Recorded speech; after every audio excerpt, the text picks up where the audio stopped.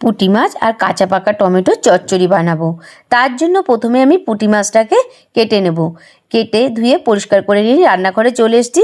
এখন একটা বড় সাইজের আলু আমি সরু সরু করে কেটে নেব। আর কাঁচা পাকা টমেটো ছোটো ছোটো যেহেতু 4 ফালি করে কেটে নিয়েছি। এখন কড়াইতে পরিমাণ মতো সর্ষের তেল গরম করে তাতে হলুদ ছিটিয়ে নুন হলুদ মাখানো পুঁটি মাছটা দিয়ে দেব। দিয়ে বেশ হালকা হালকা লালচে করে ভেজে ভেজে তুলে নেব। এখন ওই মাছ ভাজার তেলে ফোড়নে দেবো 5 ফোড়ন। 5 ফোড়ন থেকে সুন্দর গন্ধ বেরোলে দিয়ে দেবো পেঁয়াজ আর আলু। পেঁয়াজ আলুটা ভাজতে ভাজতে শিলবাটাইতে একটা মশলা বেটে নেব। ঝাল সর্ষে জিরে বাটা হয়ে গেছে বেশ মিহি করে। এখন খুন্তিতে তুলে সবজির সাথে একটু নেড়ে চেড়ে তারপরে তাতে দিয়ে দেব কাঁচা পাকা টমেটো কেটে রাখা। দিয়ে ভালো করে মিশিয়ে নেব মশলার সাথে। বেশ 3-4 মিনিট কষানোর পরে তাতে দিয়ে দেবো নুন হলুদ দিয়ে আবারও নেড়ে চেড়ে দেবো, চাপা দিয়ে দেবো। বেশ কিছু সময় পরে আমি খুলে নিলাম।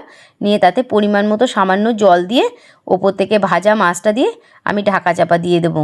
দিয়ে আবার 3-4 মিনিট পরে আমি ঢাকা চাপাটা খুলে এখন মাছটার সঙ্গে সবজিটা ভালো করে মিশিয়ে ওপর থেকে ধনেপাতা কুচি ছড়িয়ে আবারও গ্যাসের ওভেনটা অফ করে বেশ কিছু সময় রেখে গরম গরম তুলে নিলাম ভাতে। কাঁচা পাকা টমেটোর মাছ চচ্চড়িটা ভাতের সাথে মেখে মুখে দিতেই স্বাদে ফাটাফাটি।